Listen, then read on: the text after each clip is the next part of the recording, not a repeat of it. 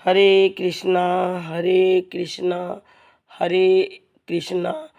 माघ अमावस्या हर वर्ष आती है, एक नया संदेश लाती है, एक नया संदेश लाती है। मौनी अमावस्या के रूप में माघ अमावस्या जानी जाती है, माघ अमावस्या जानी जाती है। माघ अमावस्या का दिन है खास, माघ अमावस का दिन है खास। पापों का नाश हो मिले कृपा का पास, पापों का नाश हो मिले कृपा का पास। उत्तम कार्यों से जीवन हो निर्मल, प्रभु की भक्ति से मन हो सरल, प्रभु की भक्ति से मन हो सरल। अब देखिए माघ अमावस्या में किस तरह से उत्तम कार्यों से जीवन सरल होता है। हमारे कर्म हमारे किस तरह से हमारा पीछा करते हैं। कर्मों से डरिए ईश्वर से नहीं, कर्मों से डरिए ईश्वर से नहीं। ईश्वर माफ कर देता है पर कर्म नहीं। अटल सत्य है, अटल सत्य है, अटल सत्य है। जैसे बछड़ा 100 गायों में अपनी माँ को ढूंढ लेता है, इसी प्रकार कर्म अपने कर्ता को ढूंढ ही लेता है। कीमत पानी की नहीं प्यास की होती है, कदर मौत की नहीं सांस की होती है। प्यार तो बहुत लोग करते हैं दुनिया पर, कीमत प्यार की नहीं विश्वास की होती है। तो आइए यह माघ मास की मौनी अमावस्या हमें कैसे छुटकारा दिलाती है पितृ ऋण से, देव ऋण से और ऋषि ऋण से। माघ अमावस्या का दिन है खास, माघ अमावस्या का दिन है खास।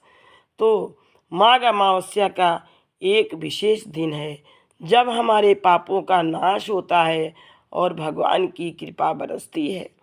इस दिन अच्छे कर्मों से जीवन को पवित्र करके भगवान की भक्ति में मन को सरल हम बनाते हैं। और आगे हम क्या कार्य करते हैं। मौन रह करके स्नान करके जो पूजा करे, मौन रह करके स्नान करके जो पूजा करे, प्रभु के चरणों में श्रद्धा भरे, प्रभु के चरणों में श्रद्धा भरे। अमावस का दिन है ये ऐसा अवसर, अमावस का दिन है ये ऐसा अवसर। भगवान की भक्ति से हो जीवन सफल, भगवान की भक्ति से हो जीवन सफल, भगवान की भक्ति से हो जीवन सफल। जो व्यक्ति इस दिन स्नान कर भगवान की पूजा करता है, भगवान सूर्य देव को अर्घ्य देता है, पवित्र नदी में स्नान करता है मौन रह करके, और भगवान सूर्य देव को अर्घ्य देता है और गंगा जी में दीपक जलाता है, पुष्प अर्पित करता है, घी और गुड़ का भोग लगाता है, उनके चरणों में श्रद्धा रखता है, उसका जीवन सफल होता है।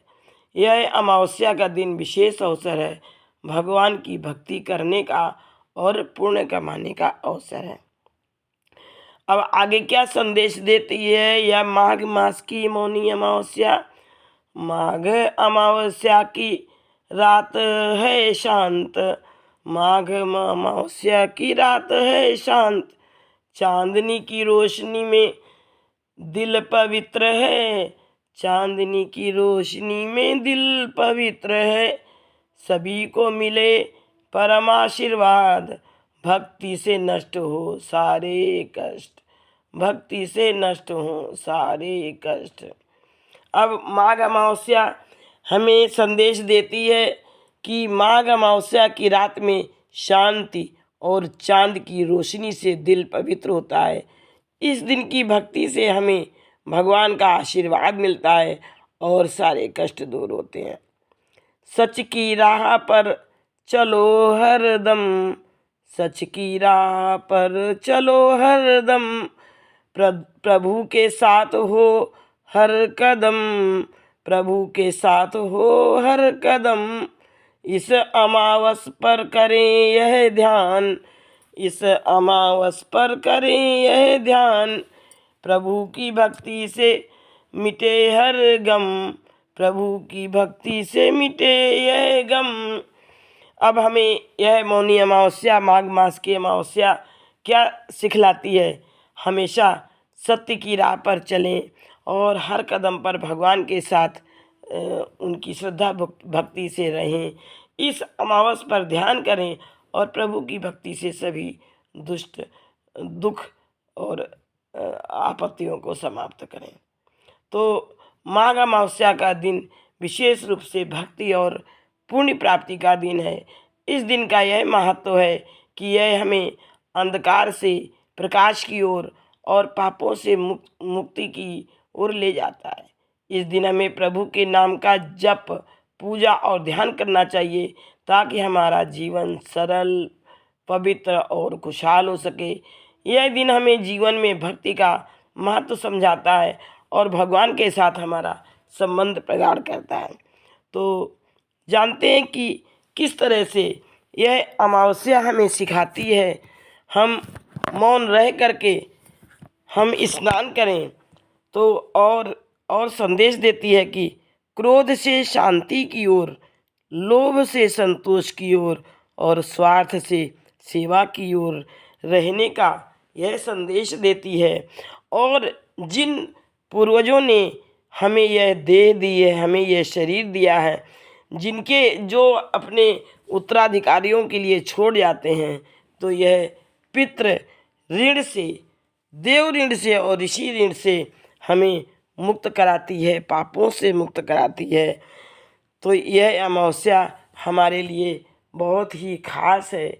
इस दिन हमें मुख्य 5 काम अवश्य करना चाहिए। सुबह ब्रह्म मुहूर्त में उठना चाहिए। इसके बाद काले तिल डाल करके स्नान करना चाहिए। ऐसा नहीं है कि हम गंगा, इतनी ठंडी में गंगा जी में जा कर के ही स्नान करें। अगर हो सके तो हम ज़रूर जाएं। अगर हमारा शरीर कार्य नहीं करता है, उतने हमारे शरीर में सामर्थ्य नहीं है, तो हमें घर पर ही काले तिल और गंगा जल की 2 बूंद डाल करके और मन में हर हर गंगे, हर हर गंगे, हर हर गंगे, हर हर महादेव, हर हर महादेव, हर हर महादेव का जप करते हुए हमें स्नान कर लेना चाहिए। स्नान के बाद आता है जप। जप भी एक बहुत बड़ा जो दान का महत्व है, तो वो हम अपने जप को कर सकते हैं। हमें जिस भी देवता की पूजा करनी होती, जो भी हमारे इष्ट देवता हैं, अगर किसी की भी गणेश जी में प्रगाढ़ भक्ति है तो गणेश जी के मंत्रों का ओम गम गणपतये नमः, ओम गम गणपतये नमः, ओम गम गणपतये नमः की एक माला 108 नाम कम से कम जप करके, किसी की शिव जी में है तो ओम नमः शिवाय, ओम नमः शिवाय, ओम नमः शिवाय। अगर किसी व्यक्ति की भगवान कृष्ण में, भगवान विष्णु में भक्ति है तो ओम नमो भगवते वासुदेवाय, ओम नमो भगवते वासुदेवाय, ओम नमो भगवते वासुदेवाय।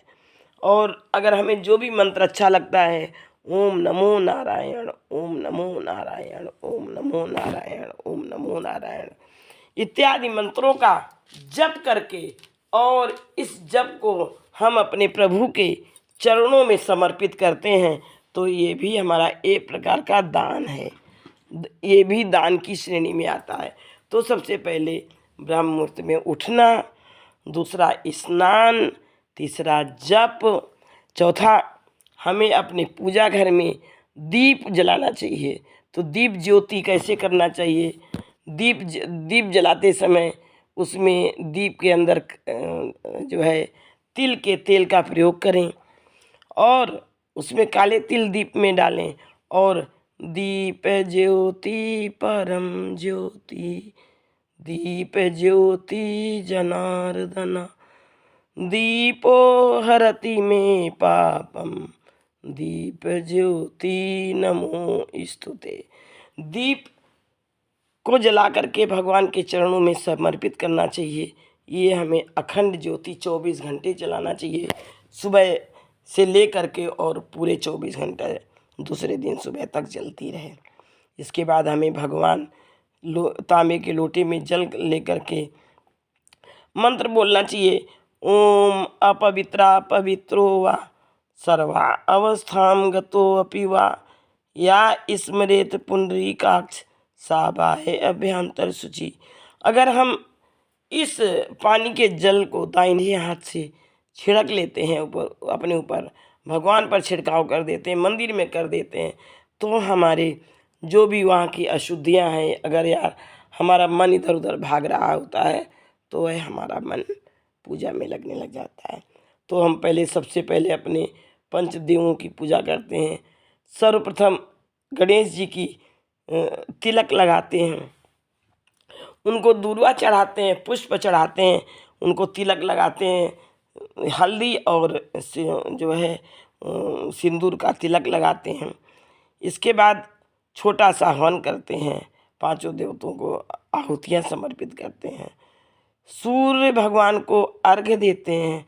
सूर्य भगवान को लाल पुष्प और जल में काले तिल और गुड़ का प्रयोग करके और लाल पुष्प से भगवान सूर्यदेव को जल देते हैं और मंत्र पढ़ते हैं। भगवान सूर्यदेव नवग्रहों के राजा हैं, 9 ग्रहों में सबसे श्रेष्ठ हैं, तो उन्हें इस नवग्रह मंत्र का प्रयोग करते हैं। ब्रह्मा मुरारी त्रिपुरांतकारी भानु शशि भूमि सुतो बुधस्य भानु शशि रवि सुतो बुधस्य गुरु शुक्र शनि राहु केतुवा सर्वे ग्रह शांति करा भवन्तु।